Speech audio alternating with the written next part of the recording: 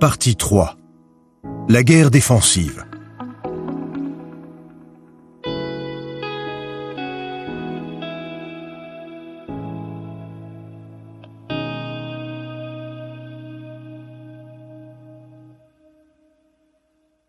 Être sur la défensive n'est pas signe de faiblesse.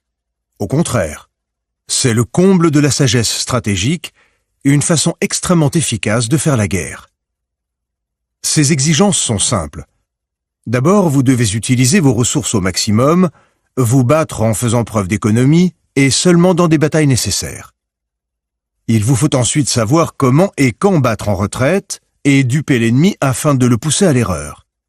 Enfin, il vous suffit d'attendre patiemment qu'il soit épuisé avant de lancer la contre-attaque. Dans un monde où l'agressivité directe est fort mal perçue, vous tirez un avantage décisif du fait de savoir vous battre défensivement, en laissant l'autre faire le premier pas pour profiter de ses erreurs et le détruire. Ainsi, vous ne perdez ni temps ni énergie et restez prêt pour la prochaine bataille. Cela vous assurera une longue et brillante carrière. Pour se battre ainsi, il faut savoir tromper l'ennemi. En paraissant plus faible que vous n'êtes réellement, vous poussez l'adversaire à mal gérer son attaque. Si à l'inverse vous vous montrez plus fort, par une action imprudente par exemple, cela peut suffire à dissuader l'ennemi de vous assaillir. En guerre défensive, vous usez de vos faiblesses et de vos limites comme d'un levier pour atteindre le pouvoir et la victoire. Dans les 4 chapitres suivants, vous apprendrez les bases de la guerre défensive. L'économie de moyens, la contre-attaque, l'intimidation et la force de dissuasion, ainsi que l'art de battre en retraite et de faire face calmement à une attaque frontale. 8. Choisissez vos batailles avec précaution. La stratégie de l'économie. Nous avons tous nos limites. Les talents comme l'énergie ne vont que jusqu'à un certain point. Franchir ces limites, c'est se mettre en danger. Parfois, lorsque l'on nous fait miroiter une récompense hors du commun, la tentation est grande d'aller trop loin, pour finir épuisé et surtout vulnérable. Vous devez connaître vos limites et savoir choisir vos batailles. Pensez aux coûts implicites d'une guerre, le temps perdu, les tractations diplomatiques gaspillées, l'ennemi qui voudra se venger. Il vaut mieux parfois attendre, affaiblir son adversaire dans l'ombre au lieu de l'affronter directement. Si la bataille ne peut être évitée, mieux vaut faire en sorte d'en choisir les conditions. Visez la faiblesse de l'ennemi. Faites en sorte que la guerre lui revienne chère et qu'elle ne vous coûte rien. En apprenant l'économie, vous saurez affronter l'adversaire le plus puissant. L'effet de spirale. En 281 avant Jésus-Christ, une guerre éclata entre Rome et la cité de Tarente, sur la côte est de l'Italie. À l'origine, Tarente était une colonie grecque de la cité de Sparte. Ses citoyens parlaient grec, se considéraient de culture spartiate et traitaient les cités italiennes de barbares. Pendant ce temps, Rome émergeait lentement, encore empêtrée dans des guerres contre les cités voisines. Les Romains prudents n'étaient guère enthousiastes à l'idée d'affronter Tarente. À l'époque, c'était la cité la plus riche d'Italie. Elle avait les moyens d'acheter des alliés pour une guerre contre Rome. Elle était aussi trop loin dans le sud-est pour représenter une menace immédiate.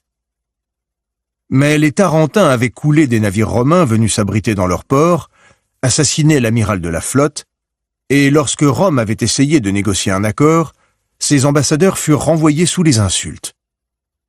L'honneur de Rome était en jeu. Il fallait se préparer à la guerre. Tarente se trouvait en situation périlleuse. C'était une cité riche, mais qui n'avait pas de véritable armée. Ses citoyens s'étaient habitués au luxe. La solution était donc de faire appel à une armée grecque qui se battrait pour les Tarentins. Les Spartiates ayant d'autres soucis, Tarente fit donc appel au roi Pyrrhus d'Épire, 319-272 avant Jésus-Christ, le plus grand guerrier grec depuis Alexandre le Grand. L'Épire était un petit royaume au centre-ouest de la Grèce. C'était une terre pauvre, peu peuplée, au sol aride. Mais Pyrrhus, élevé dans le mythe d'Achille, dont il prétendait descendre, et dans celui d'Alexandre le Grand, un lointain cousin, était déterminé à suivre les traces de ses illustres aïeux. Il voulait étendre l'Épire afin de créer son propre empire. Jeune homme, il avait servi dans l'armée de grands militaires, tel Ptolémée, général d'Alexandre, qui régnait maintenant sur l'Égypte. Pyrrhus avait rapidement prouvé sa valeur en tant que guerrier et leader. Au combat, il était connu pour mener des charges dangereuses et avait été surnommé l'Aigle. De retour en Épire, il avait rassemblé une petite armée très bien entraînée et réussi à vaincre à plusieurs reprises la grande armée macédonienne. Pyrrhus commençait à se faire une réputation, mais il était difficile pour un petit pays comme le sien d'entrer dans un rapport de force avec des voisins grecs beaucoup plus puissants, comme la Macédoine, Sparte et Athènes. L'offre des Tarentins était donc tentante. D'abord, ils promettaient de l'argent, ainsi qu'une grande armée d'États alliés. Ensuite, s'il arrivait à vaincre Rome, il se rendrait maître de l'Italie. De là, il pourrait prendre la Sicile, puis Carthage en Afrique du Nord. Alexandre avait étendu son empire à l'est, Pyrrhus voulait faire de même à l'ouest et dominer la Méditerranée. Il accepta l'offre. Au printemps de l'année 280 avant Jésus-Christ, Pyrrhus prit la mer avec la plus vaste armée grecque que l'Italie ait jamais vue. 20 000 fantassins, 3 000 cavaliers, 2 000 archers et éléphants. Mais arrivé à Tarente, il comprit qu'on lui avait menti. Non seulement les Tarentins n'avaient pas d'armée, mais ils n'avaient fait aucun effort pour en constituer une, laissant Pyrrhus s'en charger. Il ne perdit pas un instant. Il mit en place une dictature militaire et rassembla une armée de Tarentins qu'il envoya aussitôt à l'entraînement. Cette arrivée de Pyrrhus à Tarente inquiéta les Romains qui connaissaient sa réputation de stratège et de combattant. Ils décidèrent de ne pas lui laisser le temps de se retourner. Ils envoyèrent une armée, forçant Pyrrhus à faire face avec ses moyens. Les deux armées s'affrontèrent près de la ville d'Héraclée.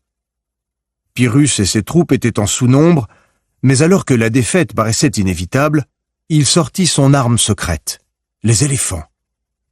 Ils étaient énormes, leur barrissement était étourdissant, et les archers qui les montaient tiraient à volonté. Jamais les Romains n'avaient vu d'éléphants dans une bataille. Ils paniquèrent et refluèrent en désordre. Les légions romaines, connues pour leur discipline, battirent honteusement en retraite. L'Aigle avait remporté une grande victoire. Le récit de cet exploit traversa toute la péninsule italienne. C'était bien la réincarnation d'Alexandre le Grand. Les autres cités lui envoyèrent des renforts qui excédaient même le nombre d'hommes morts lors de la bataille d'Héraclée. Mais Pyrrhus était inquiet. Il avait perdu de très bons soldats et des généraux importants. Et surtout, la force et la discipline des légions romaines l'avaient impressionné. Il n'avait jamais combattu de tels adversaires. Il tenta de négocier un accord pacifique avec les Romains en leur proposant de partager la péninsule. Parallèlement, il marcha vers Rome pour presser les négociations et faire comprendre aux Romains que s'ils ne signaient pas l'accord, il faudrait de nouveau l'affronter. La défaite d'Héraclée fut un véritable choc pour les Romains, qui n'étaient pourtant pas faciles à intimider et qui ne prenaient pas les choses à la légère. Immédiatement après la bataille, l'armée annonça qu'elle recrutait. Des jeunes gens affluèrent en rang serré. Rome rejeta fièrement l'offre d'accord. Partager l'Italie? Jamais. Les deux armées s'affrontèrent à nouveau près de la ville d'Ausculum, à proximité de Rome, au printemps de l'an 279 avant Jésus-Christ. Cette fois, le nombre d'hommes était à peu près équivalent des deux côtés. Le premier jour, le combat fit rage, et les Romains crurent avoir le dessus. Mais le lendemain, Pyrrhus, enfin stratège, parvint à attirer les légions romaines sur un terrain qui lui convenait mieux, et il reprit l'avantage. Comme la dernière fois, à la fin de la journée, il conduisit lui-même la charge contre les légions romaines, éléphants en tête. Les Romains s'éparpillèrent, et Pyrrhus sortit vainqueur une nouvelle fois. Le roi Pyrrhus avait atteint des sommets, mais il était morose. Un mauvais pressentiment l'étreignait. De son côté aussi, les pertes étaient terribles. Ses généraux avaient été décimés et lui-même était grièvement blessé. Les Romains paraissaient inépuisables et gardaient un moral d'acier malgré cette seconde défaite. Lorsqu'on le félicitait pour la victoire d'Ausculum, il répondait « Encore une victoire comme celle-là et nous sommes perdus ». Cependant, Pyrrhus était déjà ruiné. Les pertes d'Ausculum étaient trop importantes pour être immédiatement comblées et les forces qui lui restaient étaient trop peu nombreuses pour envisager une troisième bataille. La campagne d'Italie était donc finie. Interprétation. La renommée du roi Pyrrhus et de sa légendaire lamentation après la bataille d'Ausculum est à l'origine de l'expression française « une victoire à la Pyrrhus », qui désigne une victoire équivalente à une défaite parce qu'elle a coûté trop cher. Le vainqueur est trop épuisé pour exploiter son succès, trop vulnérable pour se battre encore. Effectivement, après la victoire d'Ausculum, Pyrrhus alla de désastre en désastre, son armée étant trop faible pour combattre ses ennemis de plus en plus nombreux. Il mourut prématurément sur le champ de bataille, mettant un point final au rêve de pouvoir du petit royaume d'Épire. Pyrrhus aurait pu éviter cette spirale infernale. Un peu de réflexion l'aurait mis en garde. D'abord contre la discipline féroce des Romains, puis contre la décadence et le mensonge des Tarentins. Sachant cela, il aurait dû prendre plus de temps pour mettre en place une armée, ou bien carrément tout annuler. Lorsqu'il vit qu'il avait été trompé, il aurait pu tourner les talons. Et même après Héraclée, il était encore temps de consolider ses forces, ou de battre en retraite et de partir tant que c'était possible. L'issue en aurait été différente. Mais Pyrrhus ne savait pas s'arrêter. L'idée était trop alléchante. Pourquoi s'inquiéter des coups? Il panserait ses plaies plus tard. Une bataille de plus, une victoire supplémentaire, et le tour serait joué. Les victoires à la Pyrrhus sont beaucoup plus répandues que l'on ne pense. Bien sûr, il est normal d'être enthousiasmé par des perspectives d'aventure, et si le but est très séduisant, on ne voit que ce que l'on veut voir. Plus de gains, moins de difficultés qu'en réalité. Au fur et à mesure que l'on progresse, il devient de plus en plus ardu de prendre du recul et d'évaluer rationnellement la situation. Dans de telles circonstances, le prix de la guerre ne fait pas qu'augmenter, il explose, hors de contrôle. Si les choses tournent mal, c'est l'épuisement, les erreurs s'enchaînent, les problèmes s'accumulent, occasionnant d'autres coups. Quelle que soit la victoire, elle n'a plus aucun sens. Soyez vigilants. C'est lorsque vous êtes le plus désireux d'atteindre votre but qu'il faut vous montrer le plus prudent. Réfléchissez à tous les coups cachés, les négociations diplomatiques stériles, la soif de vengeance de l'ennemi, le temps que tout cela va prendre, votre dette envers vos alliés.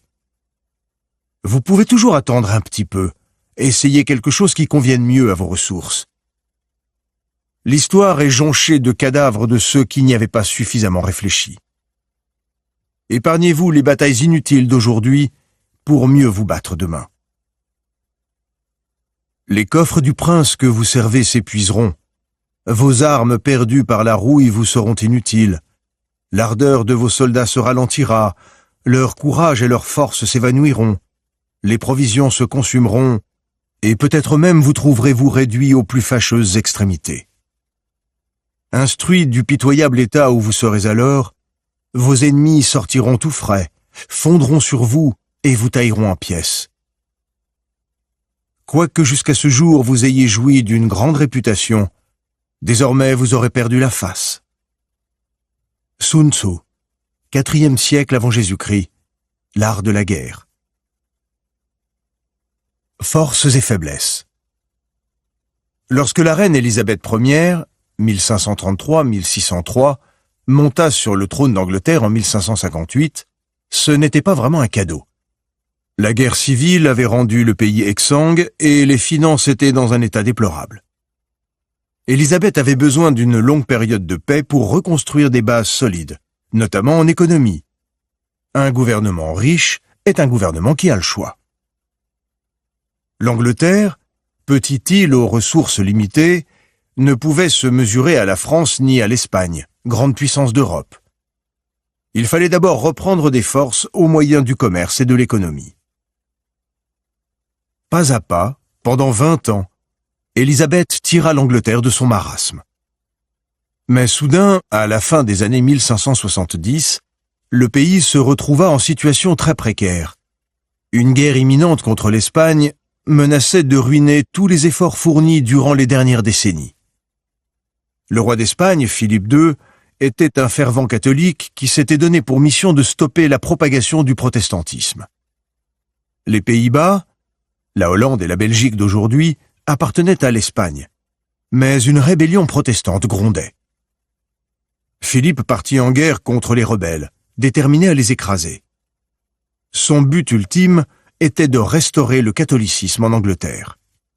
Dans son plan, il prévoyait de faire assassiner Élisabeth et de la remplacer par sa demi-sœur catholique, Marie Stuart, reine d'Écosse.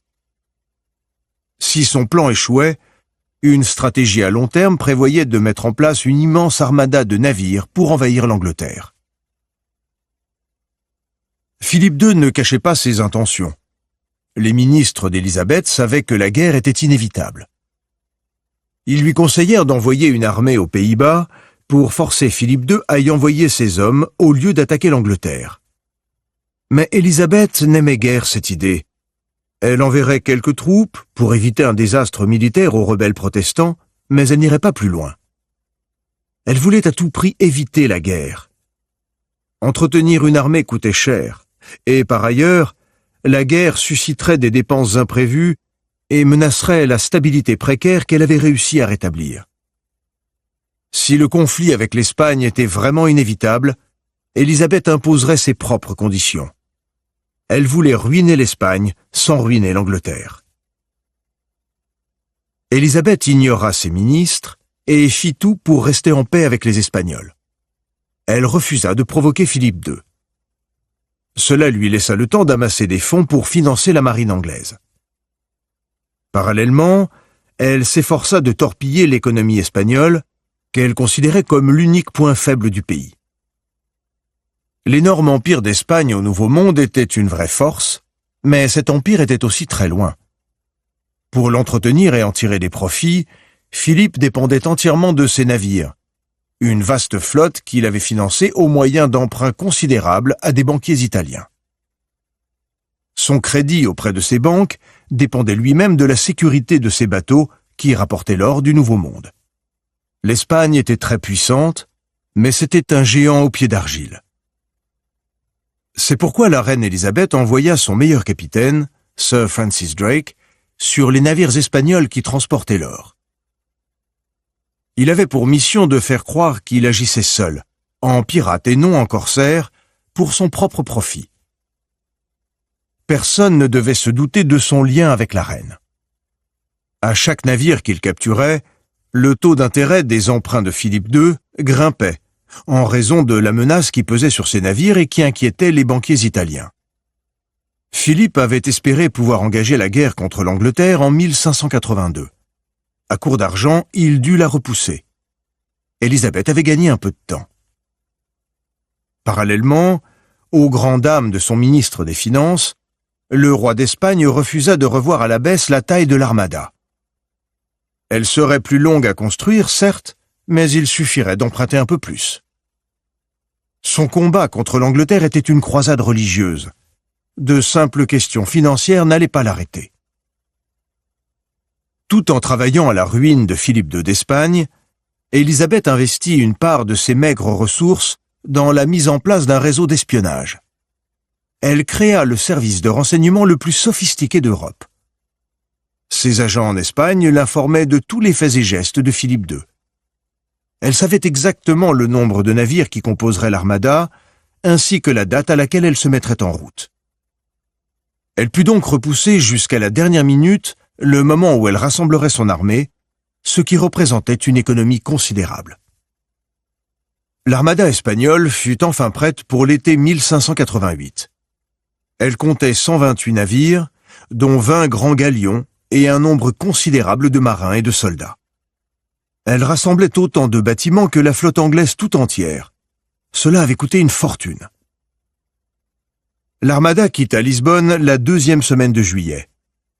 Mais les espions d'Élisabeth l'avaient informée des plans de Philippe, et elle envoya une flotte de navires anglais plus petits et plus mobiles pour harceler l'armada, tandis qu'elle longeait les côtes françaises. Ils coulèrent les bateaux de ravitaillement. Ce fut un joli désordre.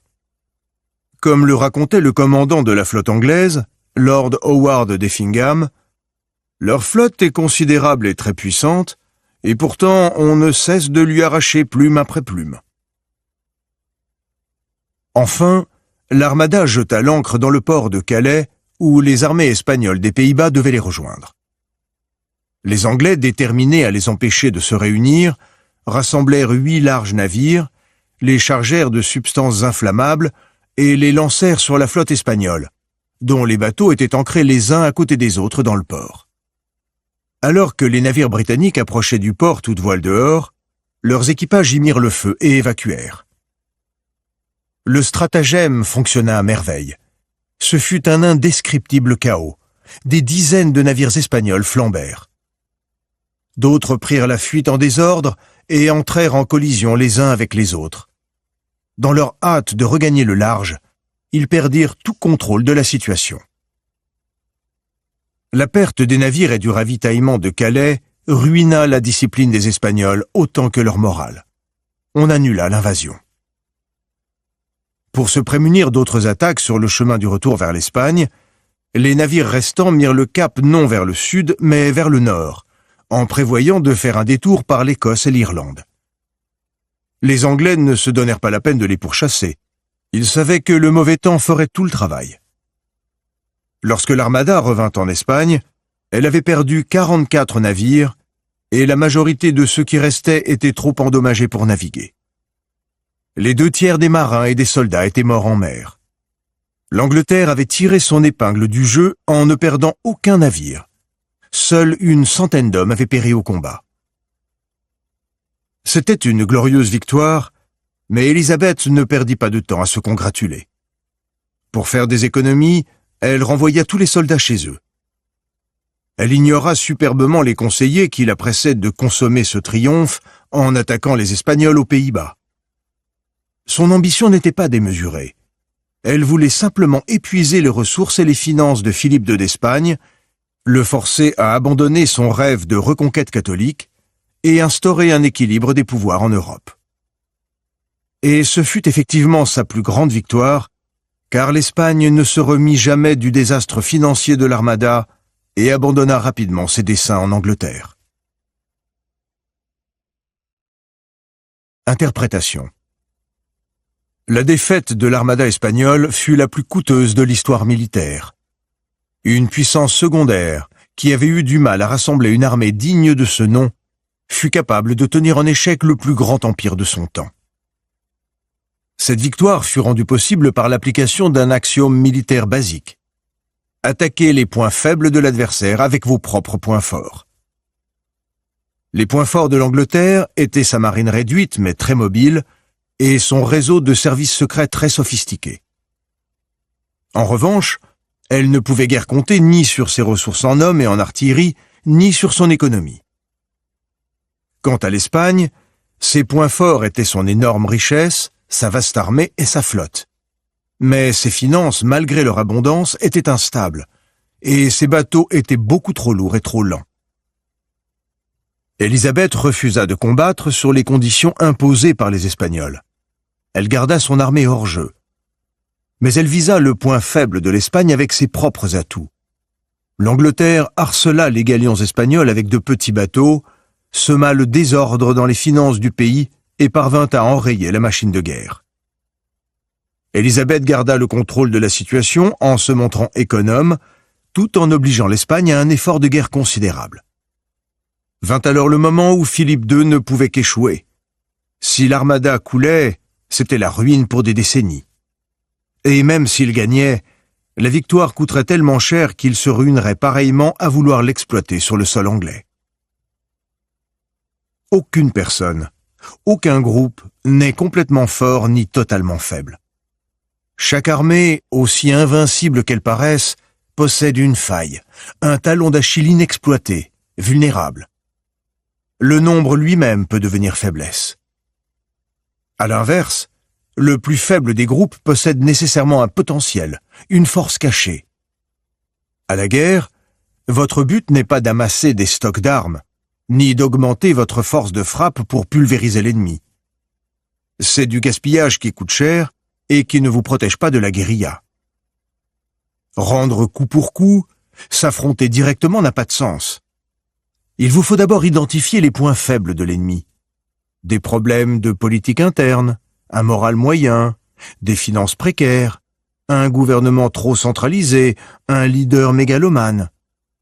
Alors, tout en conservant vos points faibles, tout en réservant vos forces pour le long terme, vous pouvez frapper le talon d'Achille encore et encore.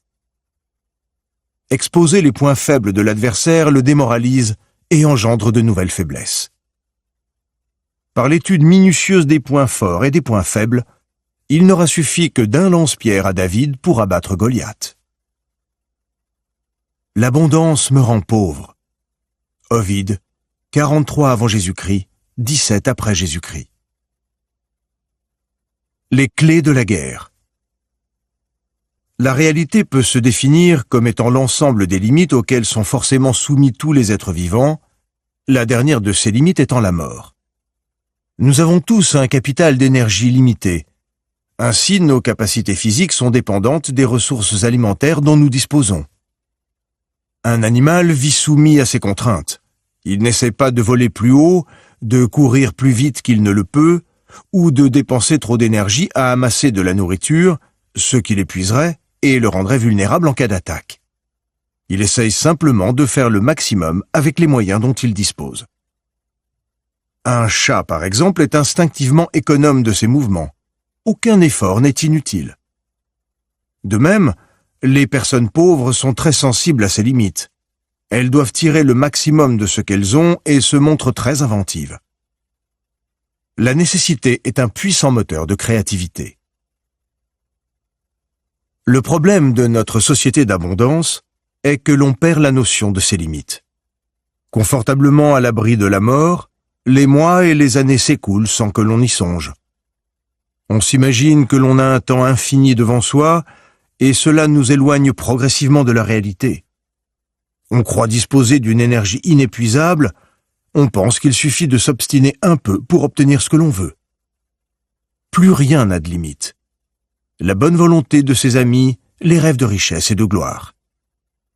Quelques cours, quelques livres, et l'on croit pouvoir développer des talents et des dons au point de totalement se métamorphoser. La technologie fait l'impossible. Dans nos rêves, l'abondance nous rend riches, car les rêves n'ont pas de limite. Dans la réalité, cette même abondance nous appauvrit. Elle fait de nous des gens mous et décadents, ennuyés et ennuyeux, ayant besoin de stimuli toujours plus violents, toujours plus fréquents pour se sentir exister. Dans la vie, il faut être un guerrier, et cela demande d'être réaliste. Tandis que certains se complaisent dans le fantasme, les vrais guerriers trouvent leur bonheur dans la réalité, en se heurtant à leurs limites, en tirant le maximum de ce qu'ils ont. Comme le chat, ils cherchent l'économie maximale de mouvement et d'énergie, la façon de frapper le plus fort avec le moins d'efforts. Ils savent que leurs jours sont comptés, qu'ils peuvent mourir demain. Cela les ancre dans le réel. Il est des choses qu'ils ne pourront jamais faire, des talents qu'ils n'auront jamais, des rêves de grandeur qu'ils n'atteindront pas, mais cela n'a guère d'importance. Un guerrier se concentre sur ce qu'il a, sur les points forts qu'il possède, et sur sa façon de s'en servir. Il sait ralentir, récupérer, se retrancher, et finit par battre son adversaire. Il joue sur le long terme. Pendant les dernières années de la présence française en Indochine et durant la guerre du Vietnam, le leader militaire des insurgés vietnamiens était le général Vo Nguyen Giap. D'abord contre les Français, puis contre les Américains, il avait combattu des ennemis beaucoup plus riches, mieux armés et mieux entraînés. Sa propre armée se résumait à un ramassis hétéroclite de paysans.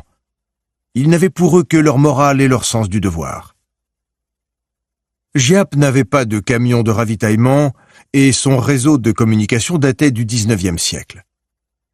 À sa place, un autre général aurait tenté de rattraper son retard, d'autant que Giap en avait eu l'opportunité. La Chine lui avait en effet proposé des camions, des radios, des armes et même des camps d'entraînement. Il refusa car il y voyait un piège. Il ne craignait pas seulement de dépenser ses maigres ressources, il était également convaincu que sur le long terme, ce genre d'aide ne ferait d'eux qu'une version affaiblie de leurs propres ennemis. Il choisit donc de faire le maximum avec ce dont il disposait et tira avantage des faiblesses de son armée. Il savait que pour l'armée de l'air américaine, un camion est une cible d'autant plus facile qu'elle est extrêmement voyante. Il fallait donc se rabattre sur un moyen de ravitaillement invisible. Le général vietnamien se servit donc de son réseau de coulis paysans et leur fit transporter le ravitaillement. Lorsqu'il coupait une rivière, il la traversait sur des ponts de cordes suspendus à la surface de l'eau. Jusqu'à la fin de la guerre, les Américains ne comprirent pas comment les Nord-Vietnamiens étaient parvenus à se ravitailler. Parallèlement, Giap développa une tactique de guérilla qui chamboulait complètement les lignes de ravitaillement américaines. Pour se battre, déplacer leurs troupes et se réapprovisionner, les Américains se servaient d'hélicoptères. Ils étaient donc extrêmement mobiles.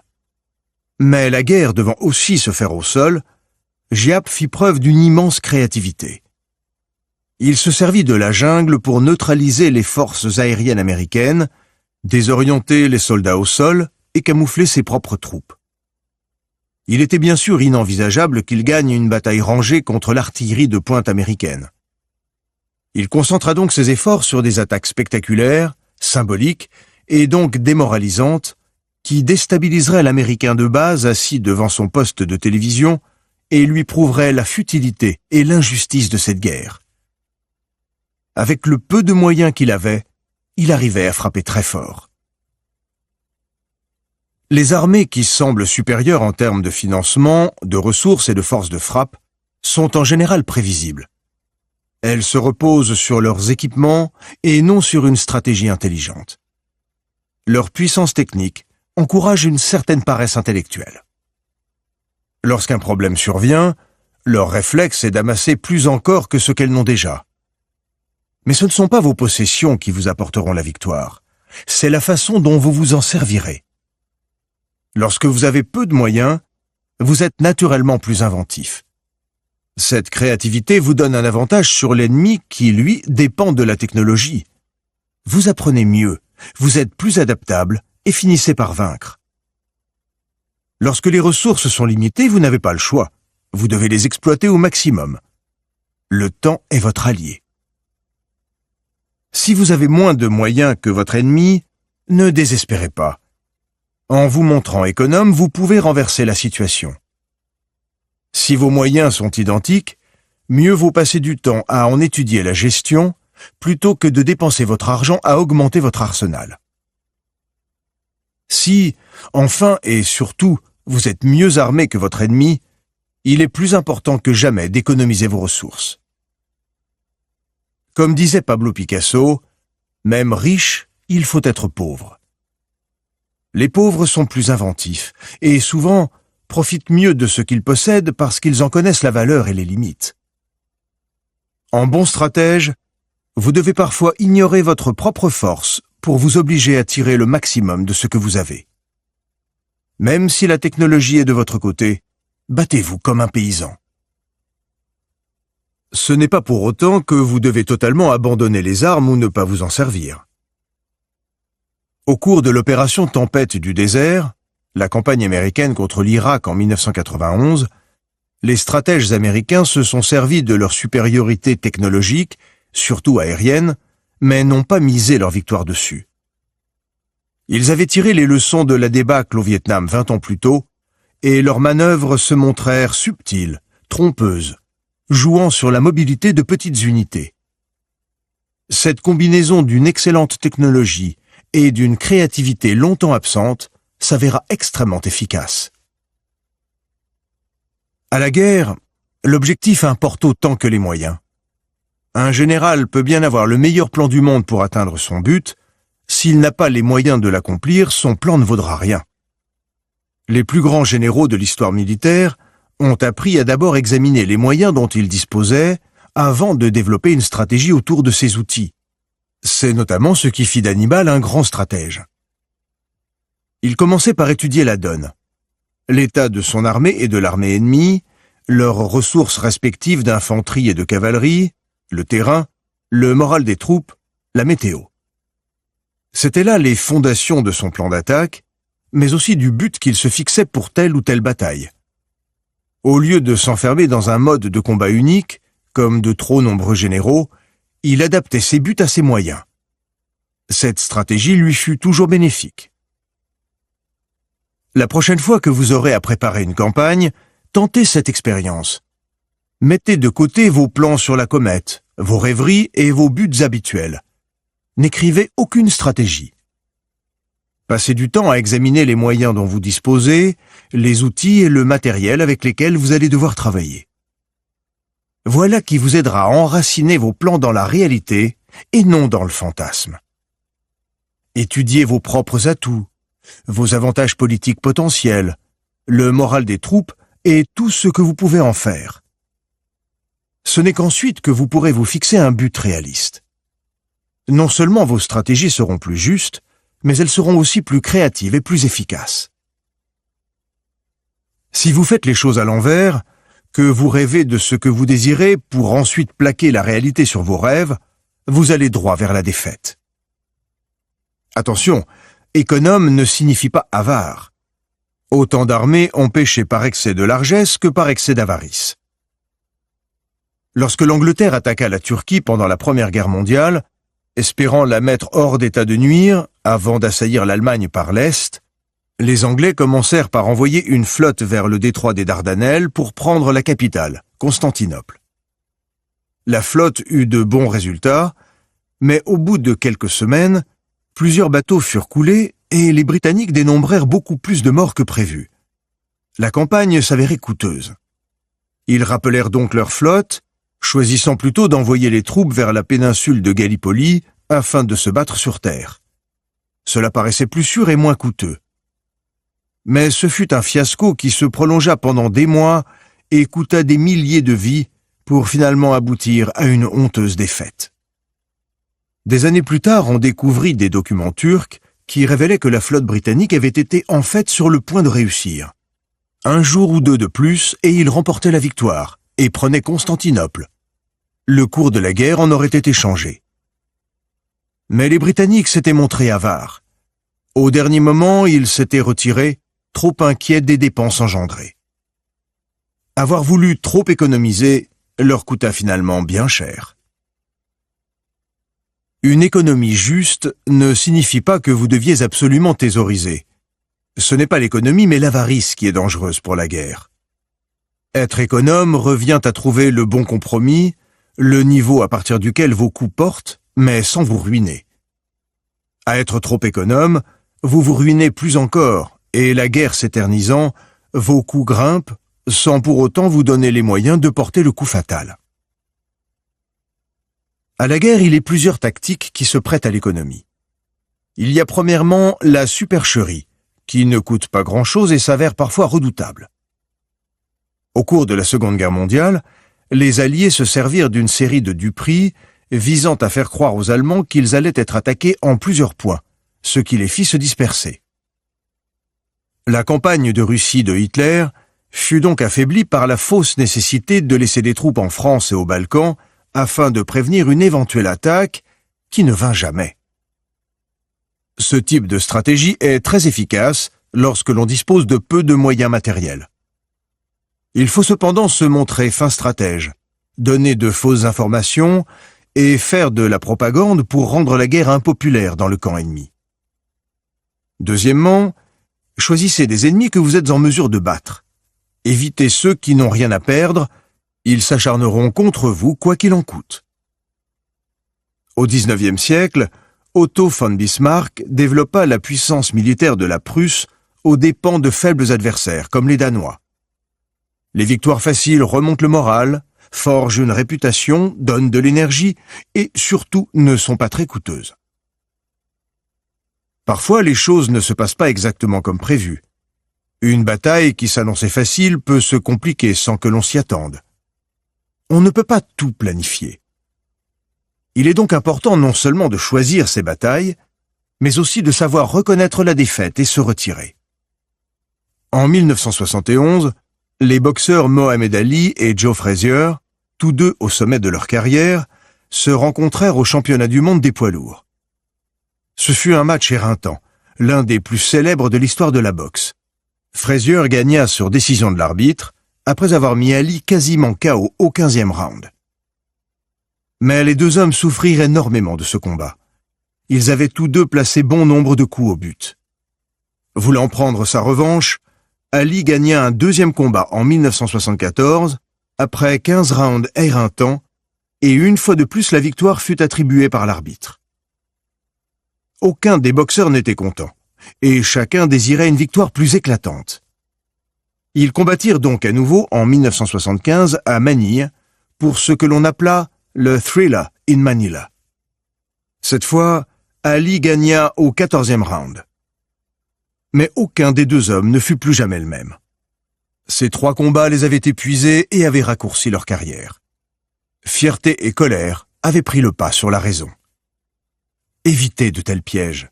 Il faut savoir s'arrêter. La frustration et l'orgueil ne justifient pas le combat. Les enjeux en sont trop importants. En fait, en matière de relations humaines, rien n'est stable. Avec le temps, soit vos efforts s'affaibliront, une sorte de friction s'installera en raison d'événements extérieurs inattendus ou par votre propre faute, soit votre élan vous permettra d'avancer encore un peu. Le gaspillage engendre la tension, sape l'énergie comme le moral. Vous vous ralentissez vous-même. À l'inverse, en vous battant avec économie, vous créez de l'énergie. Cherchez le degré qui vous convient, l'équilibre entre ce dont vous êtes capable et la tâche à accomplir. Lorsque le but n'est ni au-dessus ni en dessous de vos talents, mais exactement à votre niveau, vous ne finissez ni épuisé, ni ennuyé, ni déprimé. C'est là la source d'une créativité et d'une énergie nouvelle. Et pour trouver ce juste niveau, il faut vous battre avec économie. Moins d'obstacles sur votre chemin pour plus d'énergie. Étrangement, c'est en tenant compte de ces limites qu'on les repousse. Tirez le maximum de ce que vous avez et vous obtiendrez plus. Image, le nageur. L'eau oppose une certaine résistance. Vous ne pouvez la traverser comme l'air. Certains nageurs se débattent dans l'eau, forcent pour créer de la vitesse. Mais ils ne font que des vagues, un obstacle de plus. D'autres sont trop délicats et se déplacent à peine. Un bon nageur est économe de ses mouvements, mais repousse l'eau avec douceur, justesse et mesure. Il sait exploiter son poids pour avancer au plus vite et couvrir de longues distances à un rythme régulier. Autorité. La valeur d'une chose réside parfois moins dans ce que l'on obtient grâce à elle que dans ce qu'il en coûte pour l'obtenir. Friedrich Nietzsche, 1844-1900. A contrario. Il n'y a aucune bonne raison de ne pas se montrer économe, mais bien sûr, il faut forcer l'adversaire à gaspiller autant que possible. C'est la tactique du raid, qui le force à gâcher de l'énergie en vous pourchassant. Faites-lui croire qu'une grosse attaque vous détruira, puis faites échouer cette attaque en prolongeant la guerre. Il perdra du temps et des ressources. Un adversaire frustré qui gaspille son énergie en frappant là où cela n'atteint pas, finit toujours par commettre des erreurs et révéler des faiblesses.